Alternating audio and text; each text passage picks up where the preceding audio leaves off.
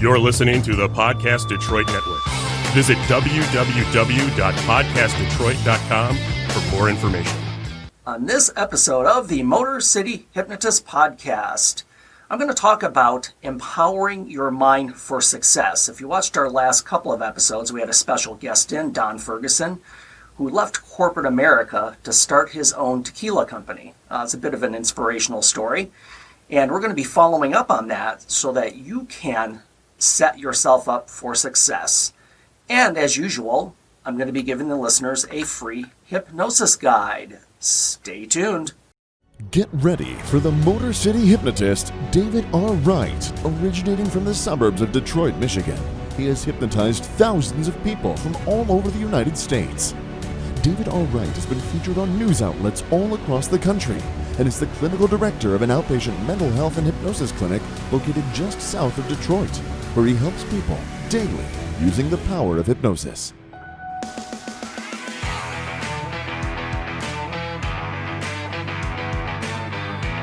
Welcome, the Motor City Hypnotist, David R. Wright.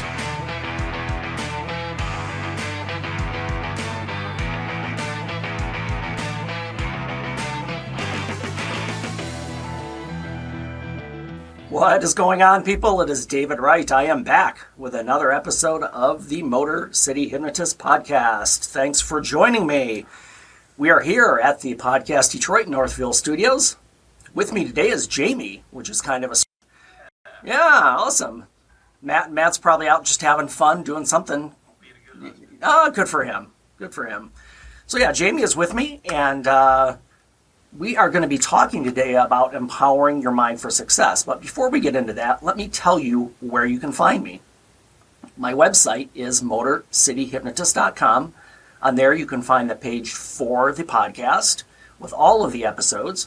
You can also find my store with all kinds of MP3 products, ebooks, things that can be useful for you. So check that out. You can find me on social media, Facebook and YouTube at Motor City Hypnotist, also on Twitter and Instagram at Motor City Hypno.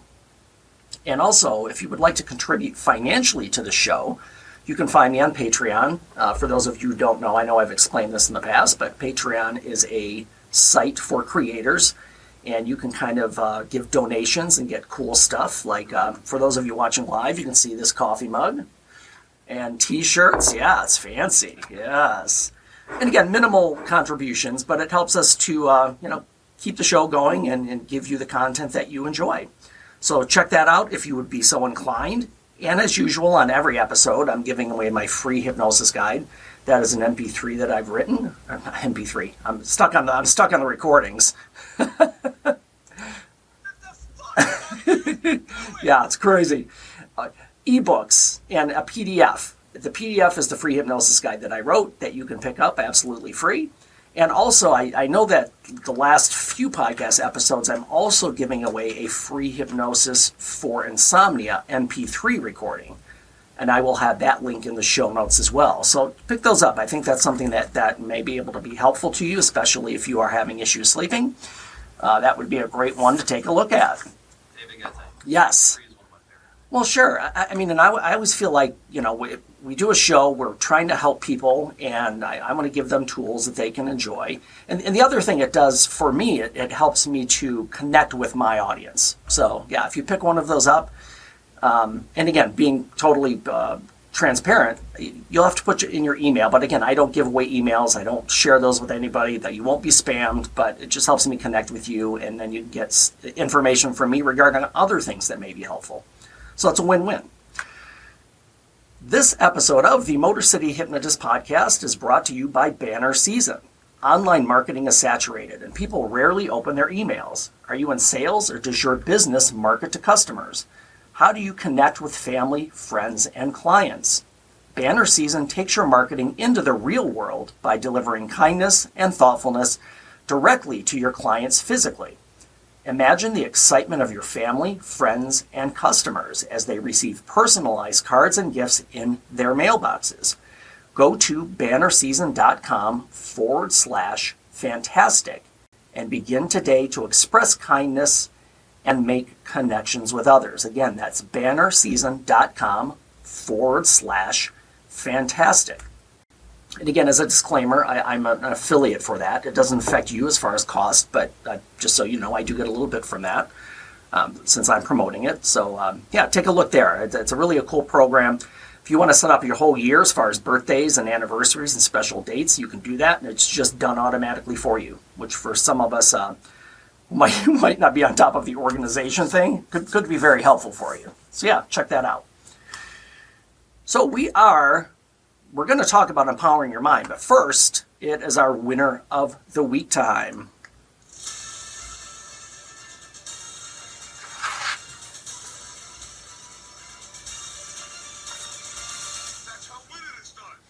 Alrighty, so this winner of the week comes from Roy, Utah. I guess Roy's the name of it's not a person, that's the name of the city. So I'll just read the story. According to NBC affiliate KSL, the 89-year-old delivery man for Papa John's Pizza took the 30 hours a week gig to make some extra money because his monthly bills cost more than his Social Security covered. So it's an 89-year-old guy, not making enough on Social Security. He's working 30 hours a week delivering Papa John's pizza. So, but one of his customers, Carlos Valdez, began recording Newey's deliveries. The guy's last name is Newey, the older gentleman. He started recording Newey's deliveries to his family's front door and sharing them on the social media platform TikTok. Known for saying, "Hello, are you looking for some pizza?" when he delivers, Newey soon became a fan favorite to Valdez's 53,000 TikTok followers. Yeah. So he got a lot of publicity, apparently. "It's insane. Everybody loves him," said Valdez, adding that many of his followers commented their frustration that Newey had to work still, being 89 years old, and having to deliver pizzas to make it. Somebody at that age should not be working that much. So the Valdez family got the idea to crowdsource funds from their followers to help out Newey. So collectively, as a TikTok community, we all came together and we were able to raise $12,000 for this amazing person, said Valdez. Along with KSL, the Valdezes made a surprise special delivery to Newey at his door. And Newey states, "How do I ever say thank you? I don't know what to say," said an emotional Newey, adding, "I don't know what to say except thank you." "This couldn't have gone any better," Valdez said. "He needed this. I'm just glad we could help him. We just need to treat people with kindness and respect the way he does." That's the story. Yeah, it's a cool thing. So this 89-year-old guy having to work because, again, his Social Security doesn't cover everything, and this customer just got his people together, raised $12,000. Absolutely. That's awesome. So for both Mr. Valdez and Mr. Newey, you are our winners of the week.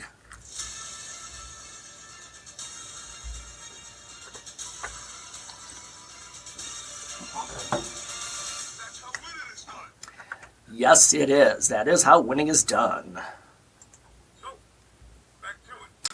So I made reference in the intro to our last couple of podcasts. We had a special guest in, Don Ferguson, and I'm going to recap his story just a little bit, which will lead into our subject for today.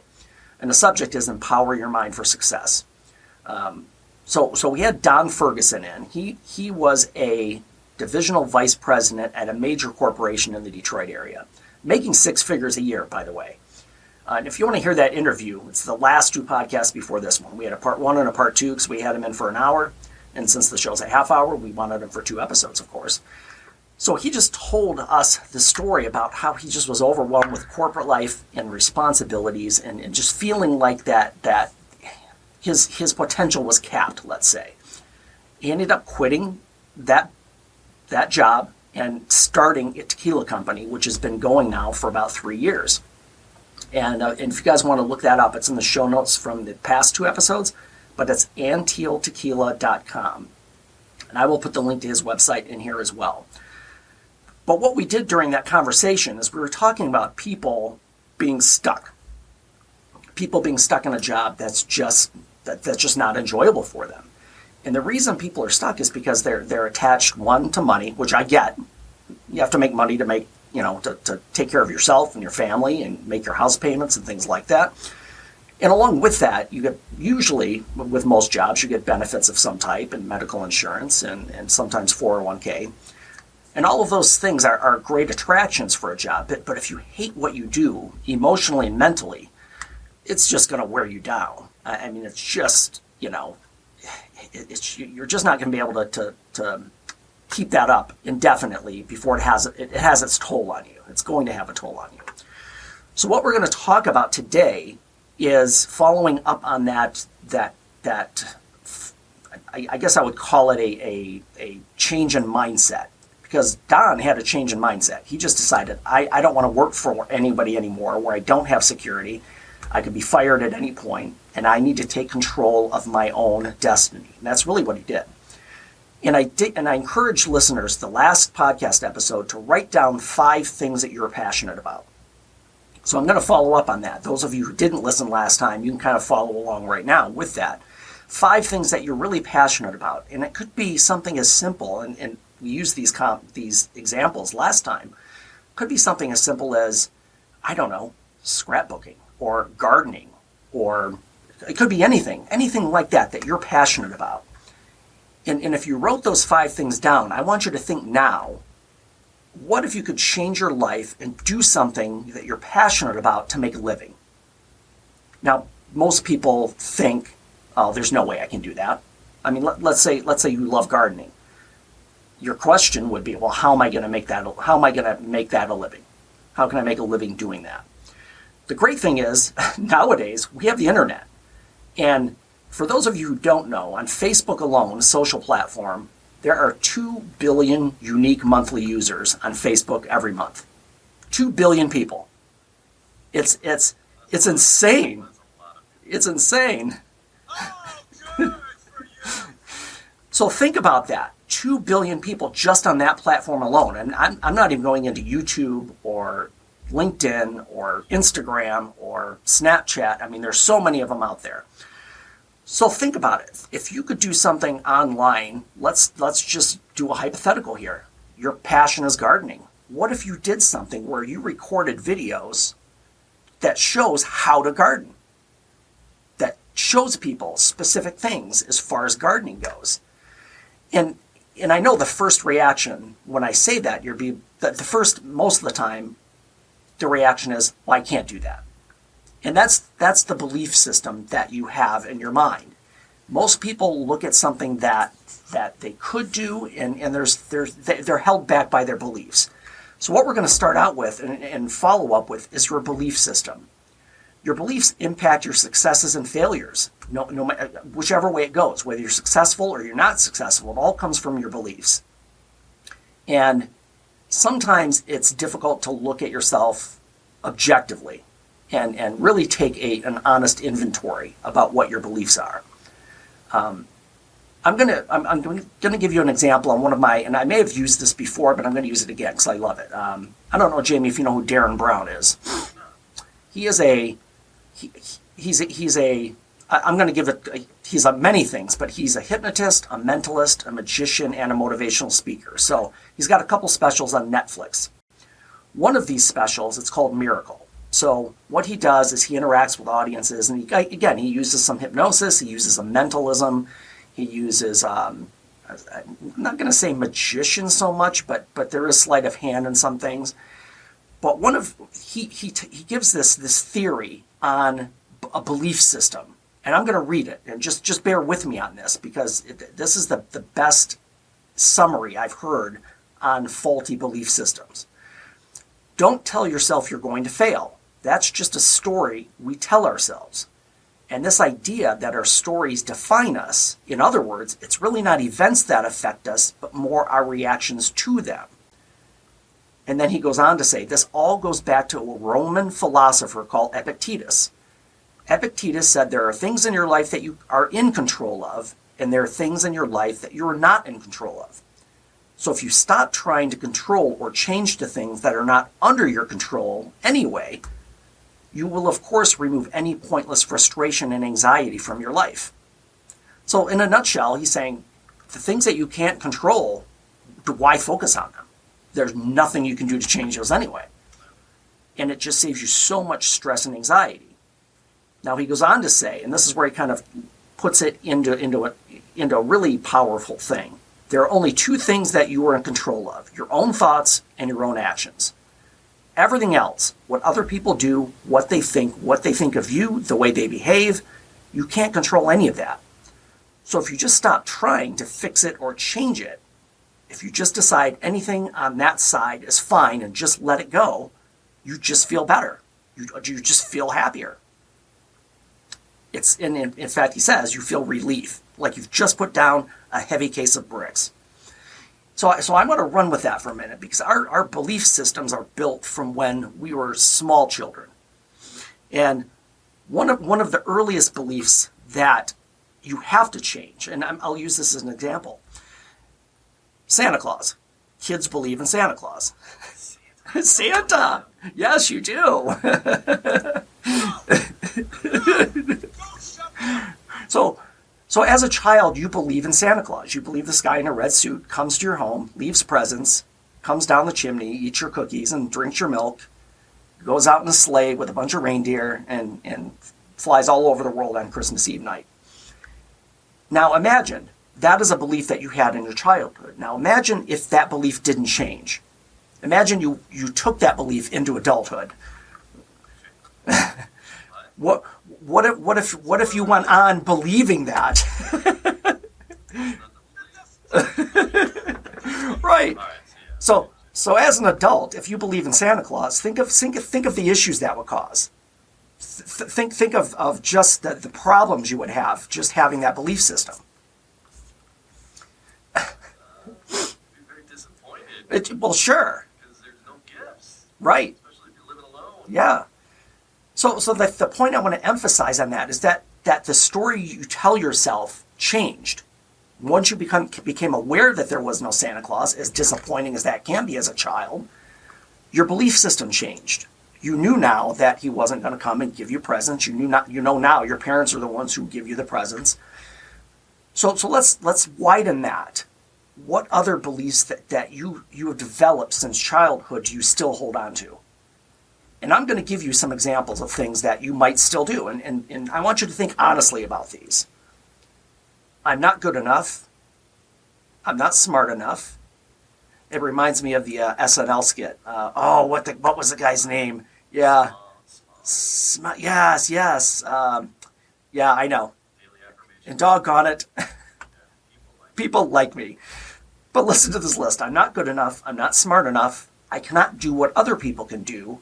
I don't have the ability to be successful. Now think about those statements. You've probably said these not out loud or not consciously. Your habits, mentally, emotionally, and physically, are stored in your subconscious mind. That's the whole point of our podcast, is change your thinking, change your life. So these self-defeating thought patterns have been developed since childhood or adolescence, and they cause you to be resistant to take risks, or to be scared to do something out of your comfort zone, or to make changes that are going to make yourself feel better. So all of these lies, these false statements, are based on what other people have told you, or your experiences of failure, feelings of low self-esteem, and other negative experiences in your life. And these destructive thoughts, the stories you tell yourself, again, many lasting into adulthood. And therapy is based on changing thinking so that you can change feelings and behaviors. But if you had a poor childhood where maybe you had verbally abusive parents, or you had, siblings that you had conflicts with, or maybe you had a bad experience as a child,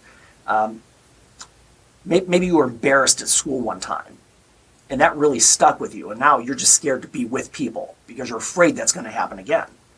So these are the stories that you keep cycling in your mind, in your subconscious mind, without even being aware of it. And that's the big thing.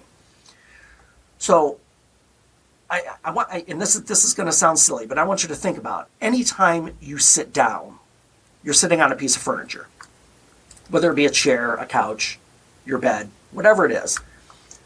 Every time you do that, in deep within your mind, in your subconscious mind, something happens where you feel like it's safe to sit here. Now, if you had any doubts that this chair would hold you up or that it might break if you sat down, you would probably stop yourself and review the situation. I mean, if you saw this rickety chair with a leg that was bent and kind of coming off, you're going to decide, I don't know if I want to sit there. So these decisions are made all the time throughout your day without you even knowing it.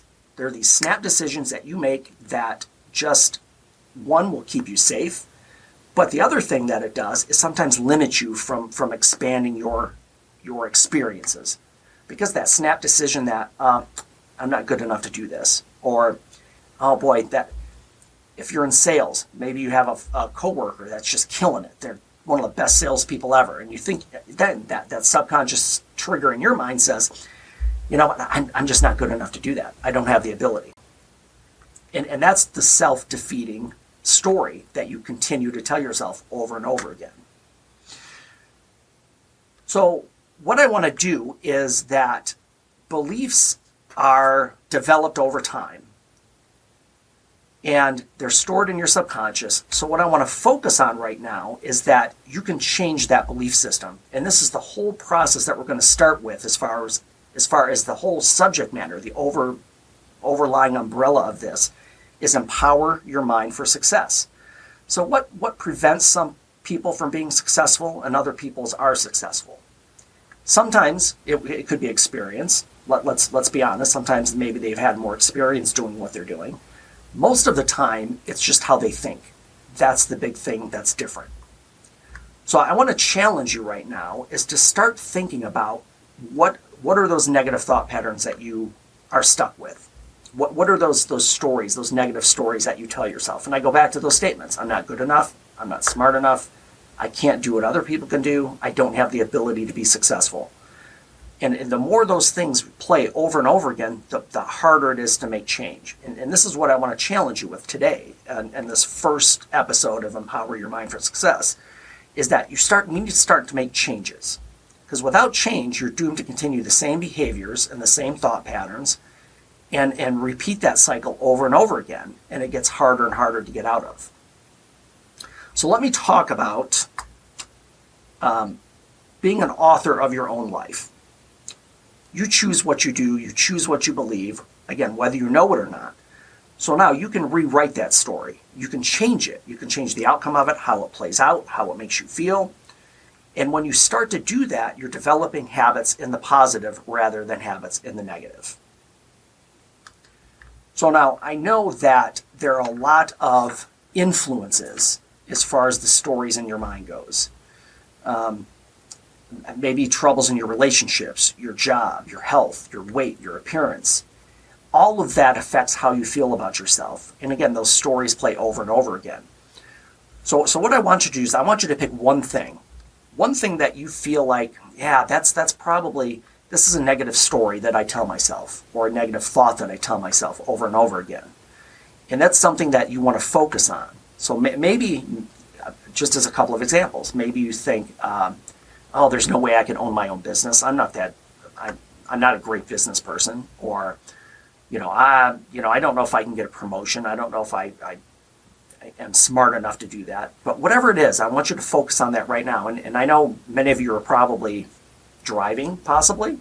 But if not, I want you to write it down. I want you to write that one thing down, and we're going to focus on that as far as just changing that thought process, just changing that story. Can I try it really quick? Yeah, so we're going to do that. So I want you to hold on to that, write it down, and we're going to kind of refer back to that as we go forward. So I want to talk real quickly, and I don't want to get too technical on this because I don't want to bore you, of course. But let's talk about emotional memory. It's the ability of the human brain to compare current experiences to the stored representation of prior experiences, and it's referred to as pattern matching. At times, emotional memories are based on your previous experiences that led you to develop beliefs that may be contrary to your goals or interfere with them. So I'll give you a quick example on that one. Maybe you're in search of a partner. You're looking for a loving relationship. You're trying to connect with somebody. But if you have this underlying belief that your unlovable or that you're flawed in some way, that's going to affect how you interact with other people. Because then, whether it's consciously or unconsciously, you avoid close contact with others because you fear rejection. And people struggle with this every day in all kinds of relationships. So the emotional memory, again, has been reinforced over and over and over again. So let me talk about the most effective way to change emotional beliefs is change how you think about these emotions. Of course, emotions are vital. Most humans need emotions unless they're a sociopath or something like that. That would not be good. But as human beings, you have to have emotions. That's part of being human. Now, we can focus on logic and trying to work things out. And you all probably know people are very logical. They feel like they're unemotional, or they feel like they're detached emotionally. They're just focused on logic. Any of you Star Trek fans, you know, Mr. Spock, just take the Vulcan way, you know. Yeah, it is highly illogical. So there has to be a balance between logic and emotion. So just getting to the point there. So you can change your emotional past, your emotional memory, by just changing your mindset, by changing the logic of it and saying, okay, I don't have to feel bad if I'm rejected by somebody, because that's a reflection more on them than you, because you're not going to be liked by everyone all the time. And that's where the logic comes in. You can't expect something to be true that will never be true anyway. So let me go through some, and I'm going to get a little bit more in depth about these beliefs that hold you back, because these are the things that we're going to tackle to enable you to move forward. Here's an example. It's hard to make money these days. If you feel like that, you're not going to push yourself. You're not going to challenge yourself to do the hard work because you've already set yourself up to say, it's too difficult. I can't do it. Another one, relationships are too complicated. If you feel like that, even in your subconscious mind, you're just not going to seek anyone out. You're not going to be putting your best self forward to try and meet somebody to have a relationship. Here's a big one. Risk is dangerous. People are scared of taking risk, and I get it, especially if you're in a job that you're making money and have benefits and insurance and 401k, things like that. And I go back to our last guest, Don. He quit that because he wanted to do something he was passionate about. And there is risk involved. If you never attempt anything new because you fear that you're going to fail, there's no chance to be successful. Risk comes along with it. So I will say, you want to minimize that risk. You want to look at that and make a wise choice about it. But the whole point is you have to take some risk and able to change. And then another one that you may be thinking is, I'm not like successful people. I don't have the personality. So as far as that one goes, maybe you're not comfortable conducting sales. Maybe you're not going to be out selling door to door. That's just not in your comfort level. But there are many other ways to be successful, and that's where you have to look at what your strengths are. Maybe your strength is to be more analytical and look at data. But you could still do that. You could still do that thing that you're passionate about and make a change and make a living. So your belief has impact on your expectations and assumptions. So I want to go back and give you guys a something to think about as before we go into further podcasts on this subject. So I want you to take an honest inventory of your beliefs. And I want you, after this podcast is over, I want you to write down 3 things that you believe about yourself that is flawed or incorrect.